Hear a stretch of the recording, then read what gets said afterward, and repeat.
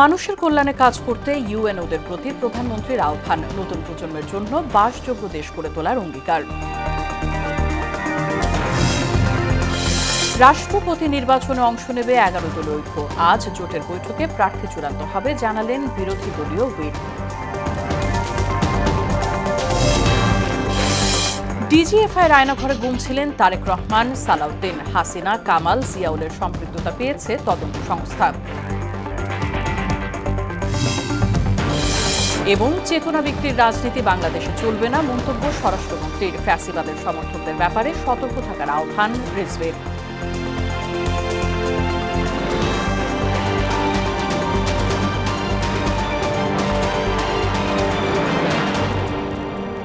আসসালামু আলাইকুম, স্বাগত মোহনা সংবাদে। শুনছিলেন শিরোনাম, পুরো সংবাদের সঙ্গে আছে রাশিদা সুলতানা রিঙ্কু। দেশের উন্নয়ন ও মানুষের কল্যাণে নিজ নিজ অবস্থান থেকে সর্বোচ্চ দায়িত্বশীলতা ও মানবিকতার সঙ্গে কাজ করার জন্য উপজেলা নির্বাহী কর্মকর্তা ইউএনওদের প্রতি আহ্বান জানিয়েছেন প্রধানমন্ত্রী তারেক রহমান। তিনি বলেছেন, রাষ্ট্রের দায়িত্বে থাকা প্রত্যেকের জন্য মানুষের সেবা করার সুযোগটি বড় একটি আমানত ও আল্লাহর নিয়ামত। এই সুযোগকে কাজে লাগিয়ে অসহায় দুস্থ মানুষের পাশে দাঁড়াতে হবে এবং আগামী প্রজন্মের জন্য একটি নিরাপদ ও বাসযোগ্য বাংলাদেশ রেখে যেতে হবে। শনিবার বিকেলে রাজধানীর তেজগাঁয়ে প্রধানমন্ত্রীর কার্যালয়ে উপজেলা নির্বাহী কর্মকর্তাদের উদ্দেশ্যে এসব কথা বলেন প্রধানমন্ত্রী। আজ চট্টগ্রাম যাচ্ছেন প্রধানমন্ত্রী তারেক রহমান। দিনব্যাপী এই সফরে কক্সবাজার, মাতারবাড়িতে গভীর সমুদ্র বন্দর পরিদর্শন, বাঁশখালী ও হাটহাজারীতে 2টি জনসভা এবং সাম্প্রতিক বন্যায় ক্ষতিগ্রস্তদের পুনর্বাসন কর্মসূচিতে যোগ দেবেন সরকার প্রধান। সফর ঘিরে এরই মধ্যে সার্বিক প্রস্তুতি শেষ করেছে প্রশাসন। জেলা জুড়ে বিরাজ করছে উৎসবমুখর পরিবেশ। চট্টগ্রাম থেকে সুমন কুমার দের প্রতিবেদন, জানাচ্ছেন মিশাল বিনতে আনোয়ার। প্রধানমন্ত্রীর দায়িত্ব গ্রহণের পর প্রথমবার চট্টগ্রাম কক্সবাজার সফরে যাচ্ছেন প্রধানমন্ত্রী তারেক রহমান। বহু প্রতীক্ষিত এই সফরকে কেন্দ্র করে বন্দরনগরী চট্টগ্রাম সহ উপকূলীয় অঞ্চলে উৎসবমুখর পরিবেশের সৃষ্টি হয়েছে। গভীর সমুদ্র বন্দর, কয়লা বিদ্যুৎ প্রকল্প ও মহেশখালী সমন্বিত উন্নয়ন ব্যবস্থা পরিদর্শন করবেন তিনি। এরপর চট্টগ্রামের বাঁশখালী উপজেলায় সাম্প্রতিক বন্যায় ক্ষতিগ্রস্তদের পুনর্বাসনে আয়োজিত অনুষ্ঠানে যোগ দেবেন সরকার প্রধান। আমাদের আসলে বিশেষ প্রস্তুতি নেওয়া প্রয়োজন হচ্ছে না, কারণ মানুষের স্বতঃস্ফূর্ততাই তারেক রহমানের চট্টগ্রাম আগমনের আমাদের মূল শক্তি।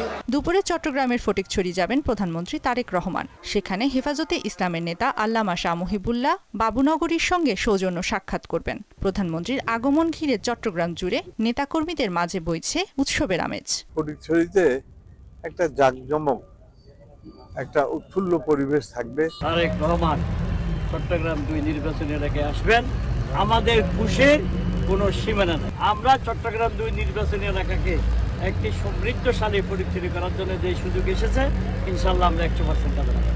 বিকেলে হাটহাজারী কলেজ মাঠে জনসভায় সাম্প্রতিক বন্যা দুর্গতদের সহায়তা প্রদান অনুষ্ঠানে অংশ নেবেন তারেক রহমান। প্রধানমন্ত্রীর চট্টগ্রাম সফরের সার্বিক প্রস্তুতি সম্পন্ন বলে জানিয়েছেন প্রশাসনের কর্মকর্তারা। সকল কার্যক্রম সফলভাবে সুষ্ঠুভাবে সম্পাদনের জন্য যা যা প্রয়োজনীয় দরকার আমরা কিন্তু সেই জিনিসটা করছি। প্রধানমন্ত্রী আসলে তার যে নিরাপত্তার জন্য যে ব্যবস্থা নেওয়া লাগে, আমরা আমাদের যত প্রস্তুতি বা প্রিপারেশন যেটা আছে এটা আমরা নিয়ে এনেছি। সন্ধ্যায় চট্টগ্রামে হোটেল রেডিসনে সাংগঠনিক সভায় যোগদান শেষে রাত 9:30 বিমানযোগে ঢাকায় ফিরবেন প্রধানমন্ত্রী। মিশাল বিনতে আনোয়ার, মোহনা সংবাদ। সবার সম্মিলিত প্রচেষ্টায় একটি সুন্দর উন্নত বাংলাদেশ গড়ে তোলার প্রত্যয় ব্যক্ত করেছেন প্রধানমন্ত্রী তারেক রহমান। তিনি বলেছেন, জুলাই গণ অভ্যুত্থান সহ বিভিন্ন সময়ে দেশের মানুষের আত্মত্যাগের মূল লক্ষ্যই ছিল একটি উন্নত ও ভালো দেশ গড়ে তোলা। শনিবার তেজগাঁয়ে নিজ কার্যালয়ে জুলাই 2024-এর গণ অভ্যুত্থানে শহীদ ও গুরুতর আহত 10 ব্যক্তির পরিবারের সদস্যদের হাতে চাকরির নিয়োগপত্র প্রদান অনুষ্ঠানে তিনি এসব কথা বলেন। জুলাই আন্দোলনের শহীদ ও আহত ব্যক্তিদের আত্মত্যাগের যথাযথ মূল্যায়নের চেষ্টা অব্যাহত রাখার প্রতিশ্রুতি দেন প্রধানমন্ত্রী। একটি চক্র কৌশলে জ্বালানি ও বিদ্যুৎ সেক্টরকে অস্থিতিশীল করার চেষ্টা করছে বলে অভিযোগ করলেন প্রধানমন্ত্রী তারেক রহমান। শনিবার সকালে ডক্টরস অ্যাসোসিয়েশন অফ বাংলাদেশ ড্যাবের প্রতিষ্ঠা বার্ষিকীতে চিকিৎসক সমাবেশে কথা বলেন তিনি। এ সময় আরও দায়িত্বশীল ও মানবিক ভূমিকায় মাধ্যমে চিকিৎসা বান্ধব বাংলাদেশ গড়ে তোলার আহ্বান জানান সরকার প্রধান। রুমানা রুমার প্রতিবেদন। জাতীয় সংসদ ভবনের এলইডি হলে ডক্টরস অ্যাসোসিয়েশন অব বাংলাদেশ ড্যাবের 37তম প্রতিষ্ঠা বার্ষিকীতে চিকিৎসক সমাবেশে অংশ নেন প্রধানমন্ত্রী তারেক রহমান। এ সময় একটি চক্র সুকৌশলে জ্বালানি ও বিদ্যুৎ সেক্টরকে অস্থিতিশীল করার জন্য সক্রিয় বলে অভিযোগ করেন প্রধানমন্ত্রী। তবে সরকার শিক্ষা, স্বাস্থ্য, জ্বালানি সহ প্রতিটি সেক্টরকে স্বয়ংসম্পূর্ণ ও স্বনির্ভর করতে বাস্তবমুখী পরিকল্পনা গ্রহণ ও বাস্তবায়ন করছে বলে জানান তিনি। একটি চক্র খুব সুকৌশলে জ্বালানি কিংবা বিদ্যুৎ সেক্টরকে অস্থিতিশীল করার জন্য বেশ সক্রিয় তারা বিভিন্নভাবে বিভিন্ন বিভ্রান্তিকর বক্তব্য উপস্থাপন করছে। সরকার শিক্ষা, স্বাস্থ্য, জ্বালানি সহ প্রতিটি সেক্টরকে স্বয়ংসম্পূর্ণ এবং স্বনির্ভর করতে বাস্তবমুখী পরিকল্পনা গ্রহণ এবং তা বাস্তবায়নের কাজ এরই ভিতরে শুরু করেছে।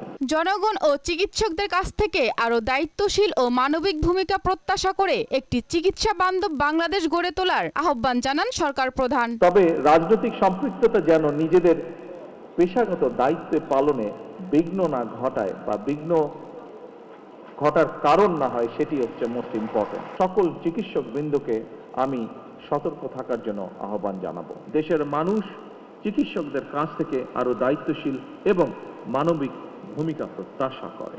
আসুন আমরা সকলে মিলে এমন একটি চিকিৎসা বান্ধব বাংলাদেশ গড়ে তুলি যেখানে দেশের প্রতিটি মানুষ মানসম্মত স্বাস্থ্য সেবা পাবে এবং উন্নত চিকিৎসার জন্য বিদেশমুখী হবে না আর ইনশাআল্লাহ। বিদ্যমান চিকিৎসা ব্যবস্থার উন্নয়নে সরকার নতুন করে আরো 1 লক্ষ স্বাস্থ্যকর্মী নিয়োগ করছে বলেও জানান প্রধানমন্ত্রী। বর্তমান সরকার আরো 1 লক্ষ হেলথ ওয়ার্কার বা স্বাস্থ্যকর্মী নিয়োগ করতে যাচ্ছে। আমরা পেয়েছি একটি দুর্বল অর্থনীতি, বিভাজিত প্রশাসন, ভঙ্গুর শিক্ষা বা ভঙ্গুর স্বাস্থ্য ব্যবস্থা। সেই অবস্থা থেকে সরকার চেষ্টা করছে সমগ্র দেশকে সফলভাবে ঘুরে যাতে দাঁড় করাতে পারে। রুমানা রুমা, মোহনা সংবাদ। বাংলাদেশের 23তম রাষ্ট্রপতি নির্বাচনে অংশগ্রহণের বিষয়ে নীতিগত সিদ্ধান্ত নিয়েছে জামায়াতের নেতৃত্বাধীন 11 দলীয় জোট। এ বিষয়ে আজ রোববার জোটের বৈঠকে চূড়ান্ত সিদ্ধান্ত নেওয়া হবে। শনিবার সন্ধ্যায় রাজধানীর মগবাজারের কেন্দ্রীয় কার্যালয়ে জামায়াতের কেন্দ্রীয় নির্বাহী পরিষদের এক বৈঠকে এই সিদ্ধান্ত নেওয়া হয়। বিষয়টি গণমাধ্যমকে নিশ্চিত করেছেন জামায়াতের সহকারী সেক্রেটারি জেনারেল ও বিরোধী দলীয় হুইপ রফিকুল ইসলাম খান। আওয়ামী লীগ আমলে ডিজিএফআইয়ের আয়নাঘরে বিরোধী মত দমনের অমানবিক নির্যাতন চালানো হতে বলে জানিয়েছেন আন্তর্জাতিক অপরাধ ট্রাইব্যুনালের চিফ প্রসিকিউটর মোহাম্মদ আমিনুল ইসলাম। শনিবার সকালে জয়েন্ট ইন্টারোগেশন সেল পরিদর্শন শেষে এই কথা জানান তিনি। 1/11 পর বর্তমান প্রধানমন্ত্রী তারেক রহমানকে জেআইসিতে এনে নির্যাতন করা হয়েছিল বলেও জানান চিফ প্রসিকিউটর। মুদাসির আলীর প্রতিবেদন। আওয়ামী লীগ সরকারের ফ্যাসিস্ট আচরণের অন্যতম পরিচয় বহন করে টর্চার সেল খ্যাত আয়নাঘর। র্যাবের পাশাপাশি ডিজিএফআইয়ের সদর দপ্তরেও ছিল এই নির্যাতন সেল। বর্তমানে আন্তর্জাতিক অপরাধ ট্রাইব্যুনাল 1-এ সংক্রান্ত মানবতা বিরোধী অপরাধের 2টি মামলা চলছে। এর মধ্যে একটি ডিজিএফআইয়ের আয়নাঘর বা জিআইসিতে গুম নির্যাতন হত্যা মামলা। এ মামলায় শেখ হাসিনা সহ মোট আসামি 13 জন। শনিবার ট্রাইব্যুনাল 1-এর বিচারকগণ সহ আসামি পক্ষের আইনজীবীদের সঙ্গে ডিজিএফআইয়ের আয়নাঘর পরিদর্শন শেষে এর বিভিন্ন তথ্য জানান ট্রাইব্যুনালের চিফ প্রসিকিউটর মোহাম্মদ আমিনুল ইসলাম। বিরোধী মত দমনে আওয়ামী লীগের হিংস্রতার কথা উল্লেখ করে তিনি বলেন, 5 আগস্টের পর আয়নাঘরের অনেক আলামত নষ্ট করা হয়েছে। রুমটা যাতে সাউন্ড প্রুফ থাকে, যাতে তাদের কোনো কান্নার আওয়াজ যাতে বাইরে যেতে না পারে, সেই কারণে তাদের এক্সজস্ট ফ্যান, ভারী এক্সজস্ট ফ্যান এবং কোনো জানালা নাই, দরজা নাই, কিচ্ছু নাই, এরকম একটি প্রকোষ্ঠের মধ্যে, অন্ধকার প্রকোষ্ঠের মধ্যে তাদেরকে রাখা হয়েছে। 5 আগস্টের পরে নতুন করে পেইন্ট করে দেওয়া হয়েছে। অনেক জায়গায় সিমেন্ট দিয়ে এবড়ো তেবড়ো করে ওয়ালগুলো আগের যে অবস্থাটা সেটা নষ্ট করে দেওয়া হয়েছে। শুধু আওয়ামী আমলেই নয়, 1/11 সময়েও এই ডিজিএফআইয়ের বন্দিশালায় বর্তমান প্রধানমন্ত্রী তারেক রহমানও নির্যাতনের শিকার হয়েছিলেন বলে জানান চিফ প্রসিকিউটর। 1/11 সময় আজকের মাননীয় প্রধানমন্ত্রী জনাব তারেক রহমানকে আজকের যে জেআইসি সেলটি আমরা পরিদর্শন করেছি তারই কোনো একটি কামরায় তাকেও কিন্তু সেখানে আনা হয়েছে, তার উপরে নির্যাতন করা হয়েছিল। তবে এই সেলে নির্যাতনের দাবি নাকচ করেন গ্রেপ্তারকৃত আসামিদের আইনজীবীরা। Joint interrogation cell that is JIC, এটি একটি আইন দ্বারা প্রতিষ্ঠিত 90-এর দশকে একটি প্রতিষ্ঠান, just like any jail or any facility. জেলখানার জেলার যেরকম ডিসাইড করে না অথবা ডিসিশন নেন না এখানে কাকে আনা হবে, কতদিন রাখা হবে এবং কবে ছাড়া হবে, এটা তাদের ডিসিশন না। আমাদের এই 3 জন আসামি অথবা ক্লায়েন্টের একই রোল ছিল। আরও যেসব আয়নাঘর রয়েছে সেগুলো পর্যায়ক্রমে পরিদর্শন করা হবে বলে জানিয়েছে প্রসিকিউশন। মুদাসসির আলী, মোহনা সংবাদ, ঢাকা। ক্ষমতায় বসে বিএনপি সংস্কারের প্রতিশ্রুতি বেমালুম ভুলে গেছে বলে অভিযোগ করেছেন জামায়াতে ইসলামের আমির ডাক্তার শফিকুর রহমান। দলীয় লোকেদের কিছু কার্ড দেয়া ছাড়া পুরনো বন্দোবস্তের বাইরে কিছুই করতে পারছে না বলে উল্লেখ করেন তিনি। শনিবার রাজধানীতে এক অনুষ্ঠানে এসব কথা বলেন তিনি। আরও জানাচ্ছেন উষা ফিরদৌস। 29 মিন্টো রোডে বিরোধী দলীয় নেতার সরকারি বাসভবনে জুলাই এখনো শেষ হয় নাই শীর্ষক স্থিরচিত্র প্রদর্শনী পরিদর্শন করেন বিরোধী দলীয় নেতা ও জামায়াত আমির ডাক্তার শফিকুর রহমান। পরে প্রেস ব্রিফিংয়ে তিনি বলেন, জনগণের অধিকার নিশ্চিত হলেই প্রকৃত অর্থে জুলাইয়ের সমাপ্তি হবে। এই নির্বাচন হলো, যে কায়দায় হোক তারা গেলেন ক্ষমতায়, তো তার পেয়ে গেলেন, এবার তাদের মানসিকতা বদলে গেল। দুইটা শপথ নেওয়ার কথা, একটা নিলেন আর একটা নিলেন না। তারা বলতেছেন এটা সংবিধানে নাই। ভাই, সংবিধান তো 26 সালের নির্বাচনও নাই, কিন্তু সেই চাঁদাবাজি আগের চাইতে বেশি, সেই দুর্নীতি আগের চাইতে বেশি, সেই দলীয়করণ আগের চেয়ে বেশি। এর জন্য কি এতগুলা জীবন চলল, এতগুলা মানুষ পঙ্গু হলো? সেখান থেকে কাকরাইলে ইনস্টিটিউশন অব ডিপ্লোমা ইঞ্জিনিয়ার্সে আয়োজিত জাতীয় উলামা প্রতিনিধি সম্মেলনে যোগ দেন জামায়াত আমির। সম্মেলনে বক্তারা দেশের স্বার্থে সবাইকে ঐক্যবদ্ধ থাকার আহ্বান জানান। আমরা ক্ষমতায় যেতে চাই দিনকে বিজয়ী করার জন্য।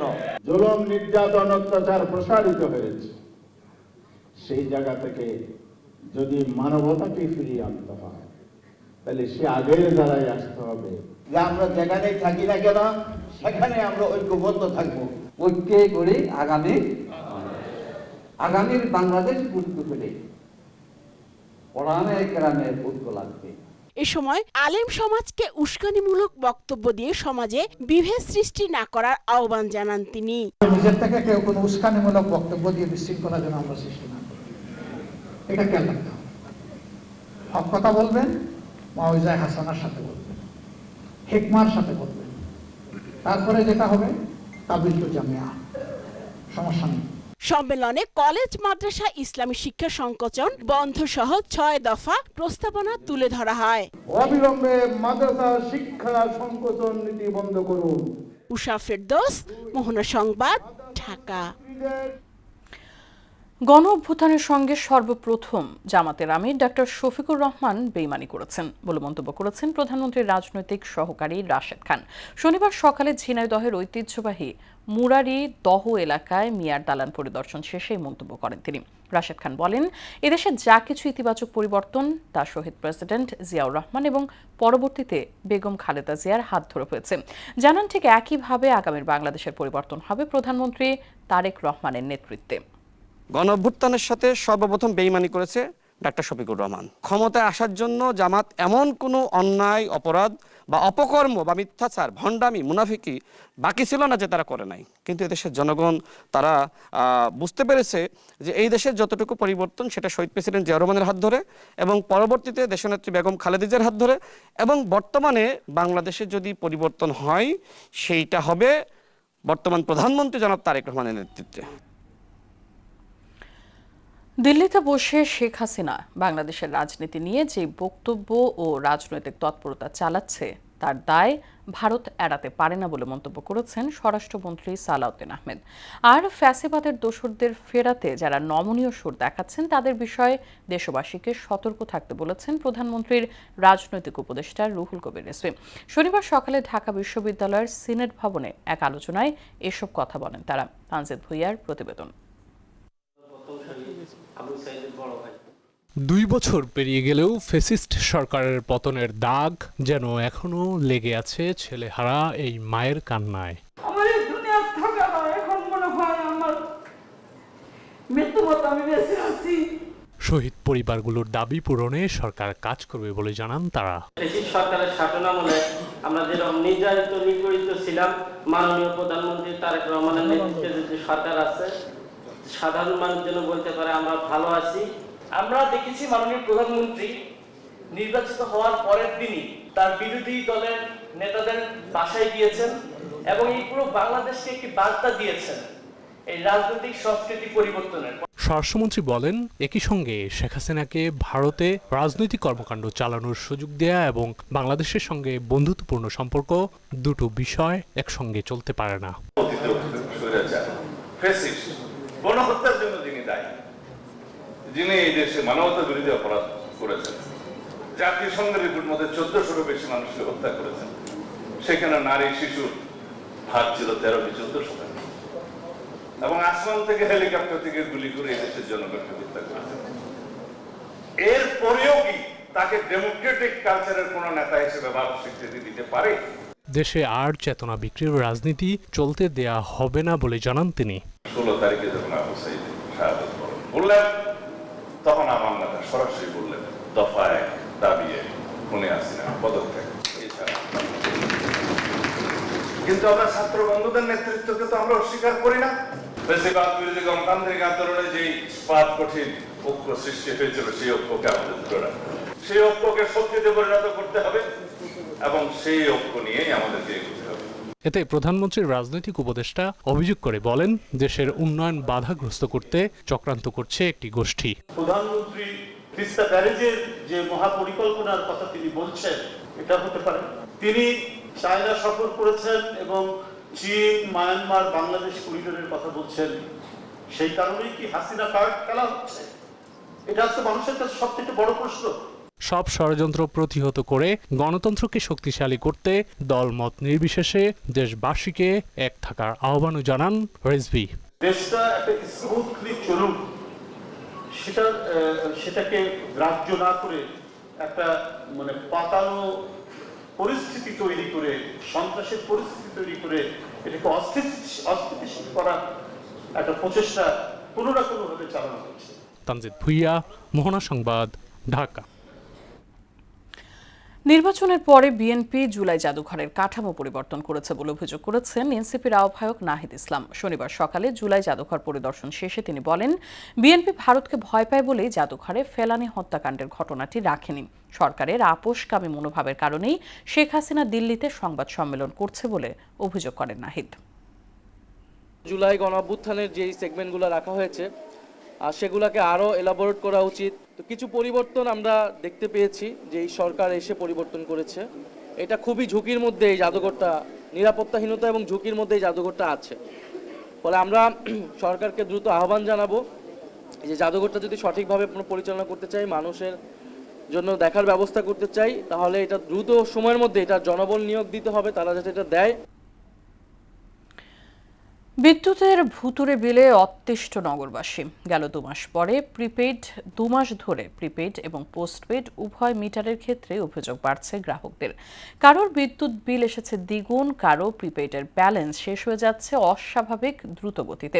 অভিযোগের পাহাড় জমলেও এ বিষয়ে মুখ খুলতে নারাজ ডিপিডিসি। অন্যদিকে বিদ্যুৎ বিলে স্বচ্ছতা নিশ্চিত করে দ্রুত গ্রাহকদের ভোগান্তি দূর করার দাবি জানিয়েছে ক্যাব। নাজমুল ইসলামের বিশেষ প্রতিবেদন। বুয়েট শিক্ষার্থী সাইফুল ইসলাম মিরপুর 6 নম্বরের বাসিন্দা। ভাড়া থাকেন এক রুমের বাসায়। একসময় বিদ্যুতের জন্য মাসে 600-700 টাকা রিচার্জ করলেই চলতো পুরো মাস। অথচ গত 2 মাসে একই ব্যবহারে চোখের পলকেই শেষ হয়ে যাচ্ছে মিটারের ব্যালেন্স। আমাদের গ্রাহকদের এখন এরকম অসামঞ্জস্য বিদ্যুৎ বিল বৃদ্ধির কারণে আমাদের নিজেদের হ্যারাসমেন্ট হচ্ছে। শুধু সাইফুল ইসলাম নন, একই অভিযোগ রাজধানীর শেওড়াপাড়া, কাজীপাড়া, মোহাম্মদপুর সহ একাধিক এলাকার হাজারো গ্রাহকের। তারা বলছেন বিদ্যুতের জন্য এখন অতিরিক্ত খরচ বহন করতে হচ্ছে, যা অস্বাভাবিক। পুরো মাসে সর্বোচ্চ বিল আসছে 1500 টাকা, এখন সেটা 2200, 2300, 2500 টাকা আমরা কভার দিতে পারতেছি না। এখন যেই পরিমাণে রিচার্জ করছি কিন্তু আসলে দেখা গেছে যে আসলে অস্বাভাবিকভাবে বিদ্যুৎ গুলো আমাদের খরচ হয়ে যাচ্ছে। আগে ফ্রিজ চালাইতাম, তারপর ফ্যান চালাইতাম 2টা, এই হিসাবে এখনো যেভাবে আছে ওইভাবেই আছে, কিন্তু কারেন্ট বিল বাড়ছে। একদিকে নিত্যপণ্যের ঊর্ধ্বগতি, অন্যদিকে বাড়তি বিদ্যুৎ বিল। দুয়ের চাপে দিশেহারা মধ্যবিত্ত পরিবার। মাস শেষে বিদ্যুতের বিল মেটাতেই অনেকের সংসারের হিসাব নিকাশ এলোমেলো হয়ে যাচ্ছে। 3000 টাকা কারেন্ট বিল দিয়ে, তারপর আমার গ্যাস বিল আছে, পানির বিল আছে, সংসার আছে, এগুলো দিয়ে তো আমাদের জন্য সমস্যা। ইনকাম তো কোথাও বাড়ে নাই, কিন্তু আমাদের বিল তো ঠিকই, কারেন্ট বিল, গ্যাস বিল, পানির বিল তো সমানই বাড়তে আছে। আমাদের প্রায় ডবল হচ্ছে, 2.5 গুণ 3 গুণ বেশি বিদ্যুৎ বিল দিচ্ছে, কিন্তু আমাদের তো ইনকাম বাড়াবে। গ্রাহকদের অভিযোগের বিষয়ে জানতে ডিপিডিসির সঙ্গে বারবার যোগাযোগ করেও কোনো বক্তব্য পাওয়া যায়নি। এদিকে বিদ্যুৎ, জ্বালানি ও খনিজ সম্পদ মন্ত্রণালয় এক বিজ্ঞপ্তিতে দাবি করেছে অতিরিক্ত বিদ্যুৎ বিল নিয়ে অপপ্রচার চালানো হচ্ছে। তবে এই ব্যাখ্যাকে অগ্রহণযোগ্য বলছে ভোক্তা অধিকার নিয়ে কাজ করা সংগঠন ক্যাবের সভাপতি AHM শফিকুজ্জামান। তার দাবি, বিল নির্ধারণের পুরো প্রক্রিয়ায় স্বচ্ছতা নিশ্চিত করে প্রতিটি অভিযোগ নিরপেক্ষভাবে খতিয়ে দেখা জরুরি। বিদ্যুৎ বিল যেটা সরকার অ্যাডজাস্ট করেছে, আমাদের ভর্তুকি অ্যাডজাস্ট করেছে, কিন্তু এই ভর্তুকি অ্যাডজাস্ট করতে গিয়ে দেখা গেলো যে প্রায় 20% বাড়ানো হয়েছে। বাট সরকার কি এখানে যেটা আছে যে বিদ্যুৎ নিয়ে যে আপনার লিকেজ হচ্ছে, আপনার যেখানে আমরা দেখছি যে অনেক সিস্টেম লস হচ্ছে, সেখানে ক্যাপাসিটি চার্জ দিচ্ছে, তাই এই জিনিসগুলো আসলে আর একটু স্বচ্ছ প্রক্রিয়া হওয়া উচিত। সিস্টেম লস, লিকেজ ও অন্যান্য ব্যয়ের প্রকৃত হিসাব জনগণের সামনে তুলে ধরা না হলে বিদ্যুৎ খাতে আস্থার সংকট আরো গভীর হবে বলেও মনে করেন তিনি। জনগণের এই কথাগুলো শুনতে হবে, এটা না শুনলে কিন্তু মানুষের মধ্যে কিন্তু অনেকটাই আসলে বলবো যে বিরূপ একটা মানে হতাশাও চলে আসে। নাজমুল ইসলাম, মোহনা সংবাদ, ঢাকা।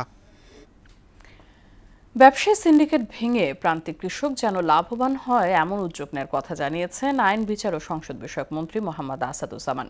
শনিবার সকালে ঝিনাইদহের শৈলকুপায় পাট ও পেঁয়াজ বাজার পরিদর্শন শেষে সাংবাদিকদের এই কথা বলেন তিনি। এ সময় মজুতদারদের বিরুদ্ধে হুঁশিয়ারি উচ্চারণ করে মন্ত্রী বলেন, এই অপরাধের সর্বোচ্চ শাস্তি মৃত্যুদণ্ড।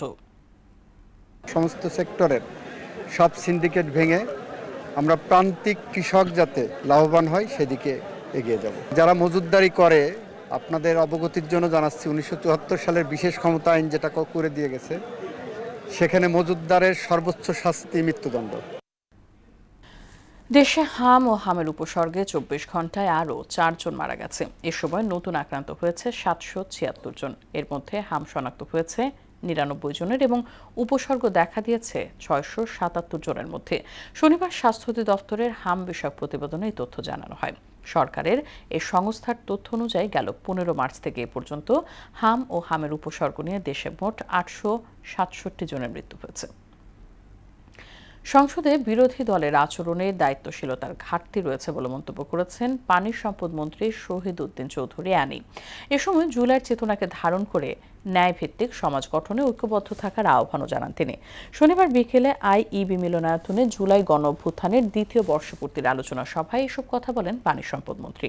জুলাই নিয়ে বিরোধী দল সস্তা রাজনীতি করছে এমন অভিযোগ তুলে মন্ত্রী বলেন, অক্ষরে অক্ষরে জুলাই সনদ বাস্তবায়ন করবে বিএনপি সরকার। পার্লামেন্টে বিরোধী দলের ভূমিকা খুব দৃশ্যমান হতে হয়, খুব দায়িত্বশীল হতে হয়, কিন্তু ওনারা যে স্টাইলে আজকে বিরোধী দলের আসলে আছেন, ওনারা যদি ভাবেন যে হাসিনা যে ফ্যাসিস্ট হিসাবে দায়িত্ব পরিচালনা করেছিল 17 বছর এবং তার কাউন্টার দিয়ে ওনারা মাঠে থাকবেন, মাঠে লড়বেন, এটা সম্পূর্ণ দুরাশা হবে। ডক্টর রাশেদ আল মাহমুদ তিতুমির বলেছেন, দ্বাদশ শ্রেণী পাশ করেছে কিন্তু তার শিক্ষার মান হচ্ছে 7ম শ্রেণীর পর্যায়ে। অধিকাংশ শিক্ষার্থী না পারে পড়তে, না পারে গুনতে। প্রায় 51% শিক্ষার্থী পড়তে পারে না। শনিবার দুপুরে রাজবাড়ীর পাংশা উপজেলা পরিষদ অডিটোরিয়ামে এক অনুষ্ঠানে এসব কথা বলেন তিনি। বলেন, পতিত সরকার শিক্ষাকে পঙ্গু করেছে। জানান, একদিকে যেমন অর্থ লুট করেছে, অন্যদিকে যাতে ভবিষ্যতের বংশধর গড়ে উঠতে না পারে সেজন্য শিক্ষাকে সবচেয়ে অবহেলিত খাত হিসেবে রেখে দিয়েছে পতিত সরকার। যারা হচ্ছে আপনার এই উচ্চ মাধ্যমিক পাশ করেছে তাদের অধিকাংশ আপনার বিশ্ববিদ্যালয় বা কোথাও ভর্তি হচ্ছে না। আবার কর্মসংস্থানেও নেই, যে নিজের আত্মকর্মসংস্থান, যে কথা বললাম যে 40%, সেই 40%-এর সারা দেশব্যাপী বিরাট একটা অংশ হচ্ছে এই অঞ্চল। সেখান থেকে বেরিয়ে আসতে হবে। শেষ করব সংবাদ, তবে যাবার আগে শিরোনামগুলো আরো একবার।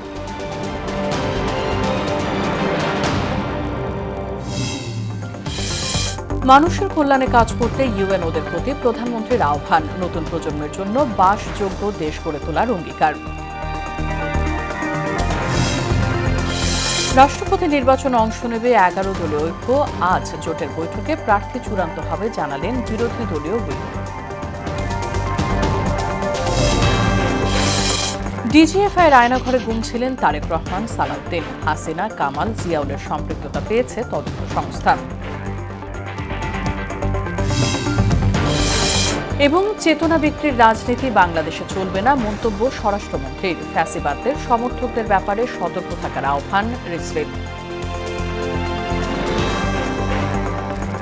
এই ছিল মোহনা সংবাদে। মোহনার সবশেষ খবর জানতে ভিজিট করুন www.mohana.tv। সংবাদ দেখতে পারেন ফেসবুক ও ইউটিউবে। সঙ্গে থাকার জন্য ধন্যবাদ সবাইকে।